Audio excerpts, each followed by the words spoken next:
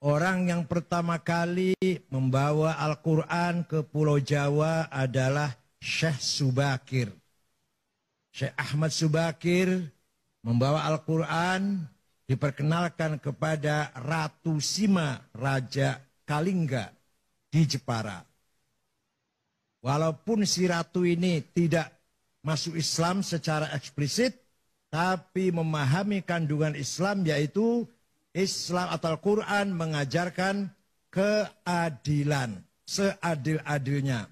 Maka Ratu Sima, Kerajaan Kalingga, Jepara, terkenal ratu yang paling adil. Dan masyarakatnya dipersilahkan, diberi kebebasan memeluk agama Islam. Syekh Subakir mempunyai tugas apa? Merantai, apa? Mengkerangkeng apa? Mengikat makhluk-makhluk jahat yang ada di Jawa. Semua diikat dengan rantai, dibuang ke Laut Selatan.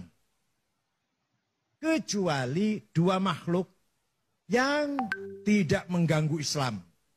Gak mau dibuang ke Laut Selatan, yaitu Sang Hyang Semar dan Sang Hyang Togog.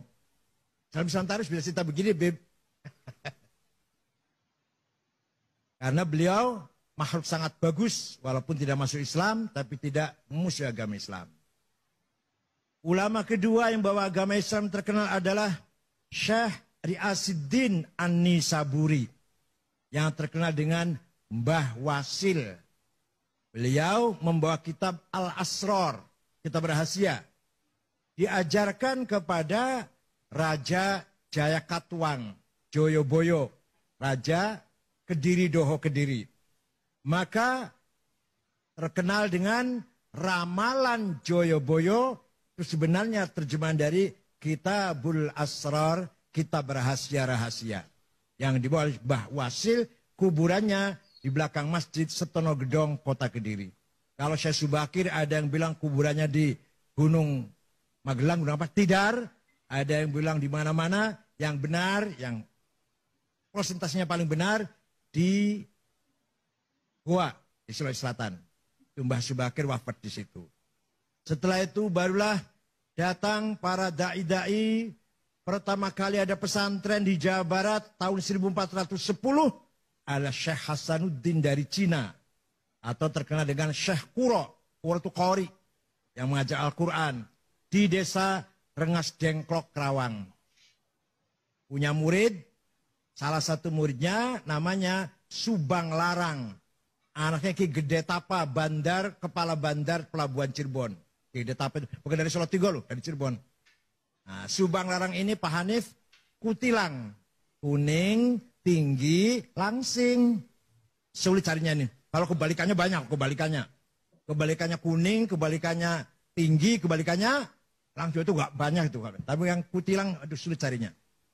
Nah, suatu ketika Raja Siliwangi beragama Buddha dengar ada agama Islam, agama baru, berangkat dari Bogor ke utara, saya bunuh itu, kiai itu.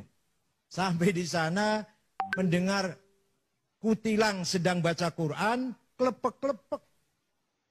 Langsung lamar, untuk saya saja kiai, silakan tapi kamu harus masuk Islam. Udah masuk Islam gampang. Ada mas kawinnya apa? Lintang kerti, tasbih maksudnya. Udah saya cari di pasar gampang mau berapa biji. Nggak ada di sini. Adanya di Arab gampang saya mabur ke sana. Keluar dari rumahnya kiai, dia siap-siap terbang. Hong, macet. Biasanya terbang biasanya. 2 kali, hong, nggak bisa terbang. Hong, gagal. Kata Syekh Kuro, sambil ketawa ngekek-ngekek barangkali. Kalau kamu mau terbang, baca Bismillahirrahmanirrahim. Baru hong. Hongnya tetap dibaca. Bismillah dulu. Ringkas cerita terbang. Tidak lama datang bawa tasbih. Terjadi perkawinan antara Raja Pajajaran yang beragama Buddha masuk Islam. Prabu Siliwangi dengan Subang Larang. Tapi beliau Islamnya kurang betul-betul Islam. Karena hanya ingin kawin kutilang saja itu. Tapi akan punya anak. Pertama namanya Syekh Rahmatullah atau Sunan Rahmat Suci. yang kuburannya di Gunung Godog, Garut. Yang kedua, Syekh Somadullah yang terkenal dengan Ki Kuwu Sangkan. Yang ketiga perempuan namanya Rara Santang, dinikah oleh Habib. Namanya Said Abdullah Admat Khan. Nanti punya anak, Syarif Hidayatullah, Sunan Gunung Jati. Nih, dongeng kayak gini harus hafal santri ini. Jadi, bubarlah kerajaan Pajajaran setelah Prabu Kian Santang Sen Rahmatullah alias Ki Galantrang alias Ki Setra alias Maung Keling alias Maung Lodaya. Oh, banyak sekali aliasnya itu. Menguasai kerajaan Pajajaran, semua masuk Islam kecuali Patih Pucukumun dengan suku Baduy di Malimping tetap agamanya Sunda Wiwitan atau Karuhunan yang menyembah Batara, Sang Batara. Itulah ulama mulai menyebarkan agama Islam di Pulau Jawa ini. Dari Rengas Dengklok, Syekh Hasanuddin Syekh Kuro melahirkan beberapa santri ahli baca Al-Qur'an.